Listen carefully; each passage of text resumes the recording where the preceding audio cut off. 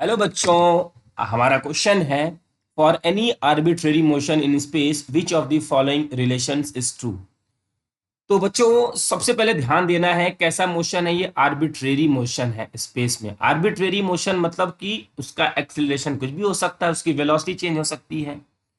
और हमने जो क्वेश्चंस पढ़े हैं, हमने जितने भी 11th क्लास में जितने भी क्वेश्चंस पढ़े हुए हैं, वो मैक्सिमम मेजॉरिटी में कांस्टेंट एक्सीलरेशन के लिए है। कांस्टेंट एक्सीलरेशन के लिए, जैसा कि हम जानते हैं काइनेमेटिक्स की जो हमारी इक्वेशन है, जो हमारी टीचर्स क्लास में भी पढ़ाते हैं, काइनेमेटिक्स इक्वेशन वो किसके लिए वैलिड होती है? कांस्टेंट एक्सीलरेशन के लिए। तो हमारा जो मोशन है बच्चों कैसा है? कांस्टेंट एक्सीलरेशन नहीं, आर्बिट्रेरी है। चलिए हम अपने इस ऑप्शन को पढ़ते हैं। v average is equal to half vt1 plus vt2। तो ये रहा वेलोसिटी एट t1 और ये रही वेलोसिटी एट t2। बच्चों अगर ये कांस्टेंट एक्सीलरेशन होता तो ये स्टेटमेंट ट्रू हो जाता, और ये फिर हमारा फॉल्स है। अब इसको देखते हैं, v average is equal to r t two minus r t one upon t two minus t one.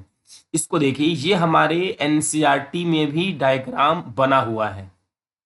ठीक, देखिए ये हमने कोऑर्डिनेट्स बनाए स्पेस में, कहीं भी हमने कहा कि ये रही हमारी पोजीशन R1 और ये रही पोजीशन हमारी R2 और ये रहा हमारा डिस्प्लेसमेंट वेक्टर। ठीक, जिसे हम लोग कुछ ऐसा दिखाते हैं।